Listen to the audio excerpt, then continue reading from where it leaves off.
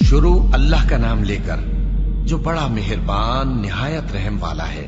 اے پیغمبر، اللہ سے ڈرتے رہنا اور کافروں اور منافقوں کا کہا نہ ماننا۔ بے شک اللہ جاننے والا ہے، حکمت والا ہے۔ اور جو کتاب تم کو تمہارے پروردگار کی طرف سے وحی کی جاتی ہے اسی کی پیروی کیے جانا۔ بے شک اللہ تمہارے سب اعمال سے خبردار ہے۔ اور اللہ پر بھروسہ رکھنا اور اللہ ہی کارساز کافی ہے۔ اللہ نے کسی آدمی کے پہلو میں دو دل نہیں بنائے، اور نہ تمہاری بیویوں کو جن کو تم ماں کہہ بیٹھتے ہو تمہاری ماں بنایا، اور نہ تمہارے لے پالکوں کو تمہارے بیٹے بنایا۔ یہ سب تمہارے منہ کی باتیں ہیں، اور اللہ تو سچی بات فرماتا ہے اور وہی سیدھا رستہ دکھاتا ہے۔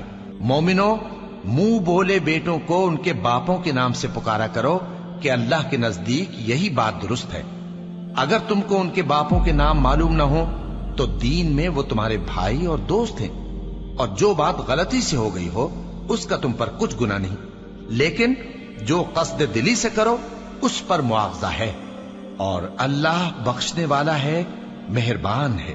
پیغمبر مومنوں پر ان کی جانوں سے بھی زیادہ حق رکھتے ہیں، اور پیغمبر کی بیویاں لوگوں کی مائیں ہیں، اور رشتہ دار آپس میں کتاب اللہ کی روح سے مسلمانوں اور مہاجروں کے مقابلے میں ایک دوسرے کے ترکے کے زیادہ حقدار ہیں، مگر یہ کہ تم اپنے دوستوں کے ساتھ احسان کرنا چاہو۔ یہ حکم کتاب یعنی قرآن میں لکھ دیا گیا ہے۔ اور جب ہم نے پیغمبروں سے ان کا عہد لیا، اور تم سے اور نوح سے اور ابراہیم سے اور موسیٰ سے اور مریم کے بیٹے عیسیٰ سے، اور ہم نے عہد بھی ان سے پکا لیا تاکہ سچ کہنے والوں سے ان کی سچائی کے بارے میں اللہ دریافت کرے، اور اس نے کافروں کے لیے دکھ دینے والا عذاب تیار کر رکھا ہے۔ مومنو، اللہ کی اس مہربانی کو یاد کرو جو اس نے تم پر اس وقت کی جب فوجیں تم پر حملہ کرنے کو آئیں تو ہم نے ان پر آندھی چھوڑ دی اور ایسے لشکر نازل کیے جن کو تم دیکھ نہیں سکتے تھے، اور جو کام تم کرتے ہو اللہ ان کو دیکھ رہا ہے۔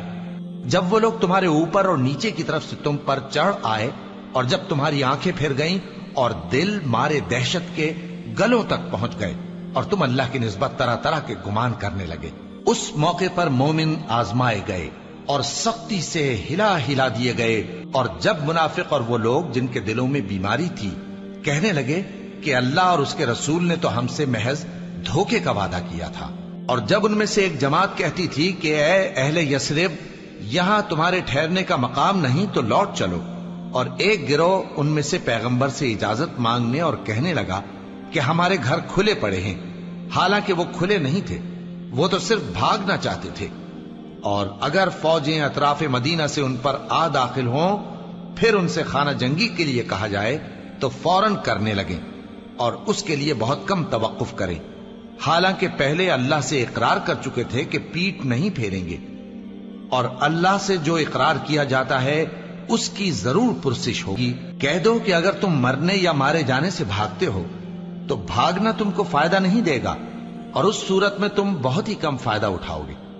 کہہ دو کہ اگر اللہ تمہارے ساتھ برائی کا ارادہ کرے تو کون تم کو اس سے بچا سکتا ہے، یا اگر تم پر مہربانی کرنا چاہے تو کون اس کو ہٹا سکتا ہے۔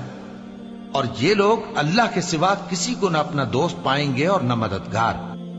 اللہ اکبر، اللہ